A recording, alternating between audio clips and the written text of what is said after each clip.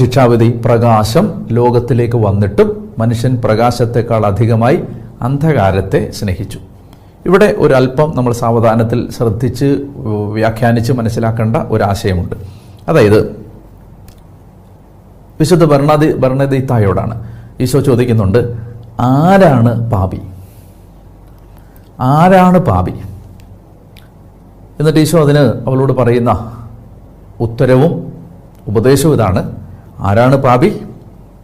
പാപം ചെയ്തു പോകുന്നവനല്ല പാപി, പാപത്തെ സ്നേഹിക്കുന്നവനാണ് പാപി.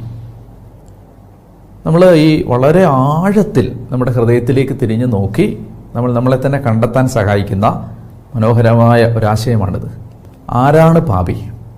പാപി പാപം ചെയ്തു പോകുന്നവനല്ല, പാപത്തെ സ്നേഹിക്കുന്നവനാണ്. അതായത് ഈ യോഹന്നാൻ ഈ 3-ാം അധ്യായത്തിൻ്റെ ഈ ഭാഗം അവസാനിപ്പിക്കുന്നതിന് മുമ്പ് നമ്മോട് പറഞ്ഞു തരാൻ ആഗ്രഹിക്കുന്നത്, പാപത്തെ സ്നേഹിക്കുന്നവന് യേശുവിനെ വേണ്ടാതാവുകയാണ്. പാപത്തെ സ്നേഹിക്കുന്നവന് യേശു ഒരാവശ്യമില്ലാതായി മാറുകയാണ്. പാപത്തെ സ്നേഹിക്കുന്നവൻ യേശുവിൻ്റെ വിലയെ അറിയാതെ പോവുകയാണ്. എന്ന് വെച്ചാൽ ഒരു വ്യക്തി പാപം ചെയ്തു പോയി എന്നതല്ല, മറിച്ച് ഒരു വ്യക്തി പാപത്തെ സ്നേഹിച്ചുകൊണ്ടേയിരിക്കുന്നു. അതാണ് ഈ പറയുന്നത്, പ്രകാശത്തെ സ്നേഹിക്കുന്നതിന് പകരം അന്ധകാരത്തെ സ്നേഹിക്കുന്ന മനുഷ്യൻ്റെ മുമ്പിലെ തികച്ചും ന്യായമായ പരിസമാപ്തിയും അവസാനവുമാണ് ശിക്ഷയ്ക്ക് വിധിക്കപ്പെടുക എന്നത്. ശിക്ഷയ്ക്ക് വിധിക്കപ്പെട്ടത് എന്തുകൊണ്ട്? ശിക്ഷയ്ക്ക് വിധിക്കപ്പെട്ടത് പാപം ചെയ്തതുകൊണ്ടല്ല, പാപത്തെ സ്നേഹിച്ചതുകൊണ്ടാണ്. പാപം ചെയ്തു പോയത് കൊണ്ടല്ല. പാപം ചെയ്തു പോയവന് പരിഹാരമുണ്ട്. പാപം ചെയ്തു പോയവനും പാപത്തെ സ്നേഹിക്കാതിരിക്കുന്നവനും പാപം ആവർത്തിക്കാതിരിക്കാൻ ആഗ്രഹിക്കുന്നവനും പാപത്തെ വെറുക്കുന്നവനും കുരിശിൽ അവൻ്റെ മോചനത്തിനായി ചിന്തപ്പെട്ട യേശുവിൻ്റെ രക്തം പരിഹാരമായി മാറുന്നുണ്ട്. എന്നാൽ പാപത്തെ സ്നേഹിക്കുന്നവന് ആ പാപസ്നേഹം അവനിൽ നിന്ന് സ്വാഭാവികമായി യേശുവിനെ തിരസ്കരിക്കാനുള്ള ഒരു പ്രവണതയായി രൂപപ്പെടുന്നു. അതാണ് ശിക്ഷാവിധി. അപ്പം അതുകൊണ്ട് നമ്മുടെ പരിശുദ്ധാത്മാവിൻ്റെ നിറവ് ഒരു വ്യക്തിക്ക് ഇദംപ്രഥമായി ഒന്നാമതായി നൽകാൻ ആഗ്രഹിക്കുന്നത് അല്ലെങ്കിൽ നൽകുന്നത് പരിശുദ്ധാത്മാവിൻ്റെ അഭിഷേകം പാപത്തോടുള്ള ഒരു ഇഷ്ടക്കേട്, പാപം ചെയ്യണ്ട എന്ന വിചാരം, പാപം ഒഴിവാക്കാനുള്ള ആഗ്രഹം, പാപം ചെയ്തു പോയാലുള്ള സങ്കടം, പാപത്തെ ഓർച്ചുള്ള ആകുലത, പാപിയാണല്ലോ എന്ന വിലാപം, ഇതെല്ലാമാണ് പരിശുദ്ധാത്മ അഭിഷേകത്തിലൂടെ ഒരു വ്യക്തിക്ക് ദാനമായി ലഭിക്കുന്നത്. അപ്പം ഇതാണ്, ഈ ആശയമാണ് അദ്ദേഹം പ്രകാശം അന്ധകാരം എന്നീ രണ്ട് എതിർ അർത്ഥമുള്ള സൂചനകളിലൂടെ വിശദീകരിക്കാൻ ശ്രമിക്കുന്നത്. നമുക്ക് വായിക്കാം. ഇതാണ് ശിക്ഷാവിധി. പ്രകാശം ലോകത്തിലേക്ക് വന്നിട്ടും മനുഷ്യൻ പ്രകാശത്തെക്കാൾ അധികമായി അന്ധകാരത്തെ സ്നേഹിച്ചു. അന്ധകാരത്തെ സ്നേഹിച്ചു എന്ന് പറഞ്ഞാൽ പാപത്തെ സ്നേഹിച്ചു. പാപത്തെ സ്നേഹിച്ചു, യേശുവിനെ വെറുത്തു. യേശുവിനെ സ്നേഹിച്ചു, പാപത്തെ വെറുത്തു. ഇതിങ്ങനെയാണ് പോകുന്നത്. ഒരിക്കലും കൂട്ടിമുട്ടാത്ത രണ്ട് വരകളാണിത്. സമാന്തര ദിശയിൽ സംഭവിക്കുന്ന, ഒരിക്കലും സംഗമിക്കാത്ത രണ്ട് വരകളാണിത്, പാപവും യേശുവും. അതുകൊണ്ട് ഒരാൾ പാപത്തെ സ്നേഹിക്കുമ്പോൾ അയാൾക്ക് യേശുവിനെ വേണ്ടാതാവുന്നു. ഒരാൾ യേശുവിനെ സ്നേഹിക്കുമ്പോൾ അയാൾക്ക് പാപം വേണ്ടാതാവുന്നു. ഇത് മ്യൂച്വലി എക്സ്ക്ലൂസീവായ രണ്ട് യാഥാർത്ഥ്യങ്ങളാണ്, യേശുവും പാപവും. അപ്പം അതുകൊണ്ട് പറയുകയാണ്, ഇതാണ് ശിക്ഷാവിധി. പ്രകാശം ലോകത്തിലേക്ക് വന്നിട്ടും മനുഷ്യൻ പ്രകാശത്തെക്കാൾ അധികമായി അന്ധകാരത്തെ സ്നേഹിച്ചു. അന്ധകാരത്തെ സ്നേഹിച്ചു. എന്നിട്ട് പറയുകയാണ്, കാരണം അവരുടെ പ്രവൃത്തികൾ തിന്മ നിറഞ്ഞതായിരുന്നു. കാരണം, അപ്പോസ്തലൻ പറയുകയാണ്, കാരണം അവർ സ്നേഹിച്ചത് പാപത്തെയായിരുന്നു. അതുകൊണ്ട് അവരെന്ത് ചെയ്യുന്നു? തിന്മ പ്രവർത്തിക്കുന്നവൻ പ്രകാശത്തെ വെറുക്കുന്നു. ഇത് ഇത് ഇത് ഇനി അതിന് വിശദീകരണം ആവശ്യമില്ല. പാപത്തെ സ്നേഹിക്കുന്നവൻ ക്രിസ്തുവിനെ വെറുക്കുന്നു. പാപത്തെ സ്നേഹിക്കുന്നവന് ക്രിസ്തുവിനെ വേണ്ടാതാവുന്നു. അതാണ് പറയുന്നത്, തിന്മ പ്രവർത്തിക്കുന്നവൻ പ്രകാശമായ യേശുവിനെ വെറുക്കുന്നു.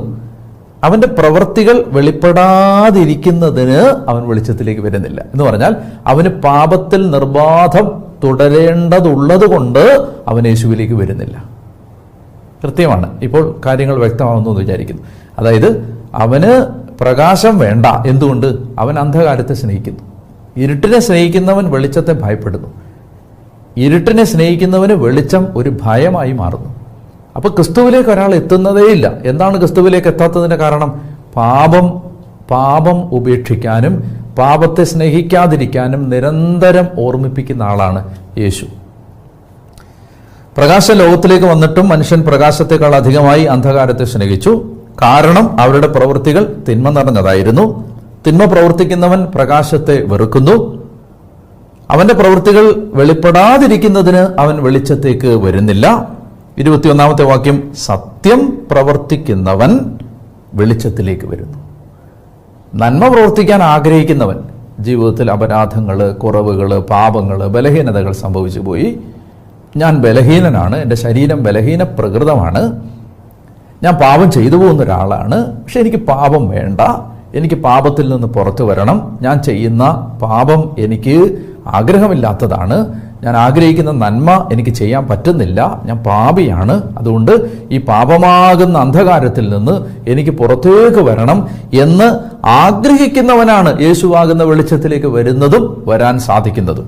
പറയുകയാണ്, സത്യം പ്രവർത്തിക്കുന്നവൻ വെളിച്ചത്തിലേക്ക് വരുന്നു, അങ്ങനെ അവന്റെ പ്രവൃത്തികൾ ദൈവ ഐക്യത്തിൽ ചെയ്യുന്നവയാണ് എന്ന് വെളിപ്പെടുകയും ചെയ്യുന്നു.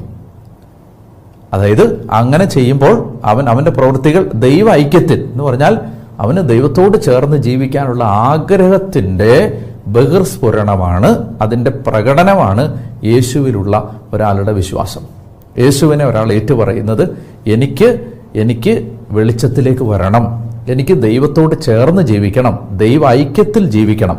അതാണ് ഇവിടെ പറയുന്നത്. അപ്പോൾ അതുകൊണ്ട് ശരിക്കും പറഞ്ഞാൽ 21-ാമത്തെ ഈ വാക്യം, ഞാൻ ഇടയ്ക്ക് 2 കാര്യങ്ങൾ കൂടി എനിക്ക് വിശദീകരിക്കാനുണ്ട്, എങ്കിലും ഈ 21-ാമത്തെ ഈ വിഭാഗത്തിൻ്റെ അവസാനത്തെ വാക്യം, അവിടെ ഒരു വളരെ പ്രധാനപ്പെട്ട ഒരു ആശയം കിടപ്പുണ്ട്. അതായത് അവിടെ പറയുകയാണ്, സത്യം പ്രവർത്തിക്കുന്നു, വെളിച്ചത്തിലേക്ക് വരുന്നു, അങ്ങനെ അവൻ്റെ പ്രവൃത്തികൾ ദൈവ ഐക്യത്തിൽ ചെയ്യുന്നവയാണ് എന്ന് വെളിപ്പെടുന്നു. 3:21 പറയുകയാണ്, പ്രവൃത്തികൾ ദൈവ ഐക്യത്തിൽ ചെയ്യുന്ന പ്രവൃത്തികൾ. അതായത് ക്രിസ്തീയ ജീവിതത്തിൽ 2 തരത്തിലുള്ള പ്രവൃത്തികളുണ്ട്. ഒന്ന് നിർജീവ പ്രവൃത്തി, അല്ലെങ്കിൽ ജഡത്തിൻ്റെ പ്രവൃത്തി, അല്ലെങ്കിൽ ജഡത്തിൽ മനുഷ്യൻ ചെയ്യുന്ന പ്രവൃത്തി എന്ന് പറഞ്ഞാൽ കൃപയുടെ സഹായം കൂടാതെ മനുഷ്യൻ ചെയ്യുന്ന പ്രവൃത്തിയാണ് നിർജീവ പ്രവൃത്തി, ഡെഡ് വർക്ക്, അല്ലെങ്കിൽ ജഡത്തിൻ്റെ പ്രവൃത്തി, the work of the flesh. അപ്പൊ അതെന്താണ്? അത് ഒരു വ്യക്തി ദൈവകൃപയുടെ, യേശുവിലൂടെ ലോകത്തിന് പിതാവ് തന്ന കൃപയുടെ സഹായം കൂടാതെ, പരിശുദ്ധാത്മാവിന്റെ സഹായം കൂടാതെ തീരുമാനത്തിൽ നിന്നും, ഒരു വ്യക്തിയുടെ പരിശ്രമത്തിൽ നിന്നും ഒരു വ്യക്തി ചെയ്യുന്ന പ്രവൃത്തിയുടെ പേരാണ് ഈ ജഡത്തിലെ പ്രവൃത്തി അല്ലെങ്കിൽ നിർജീവ പ്രവൃത്തി.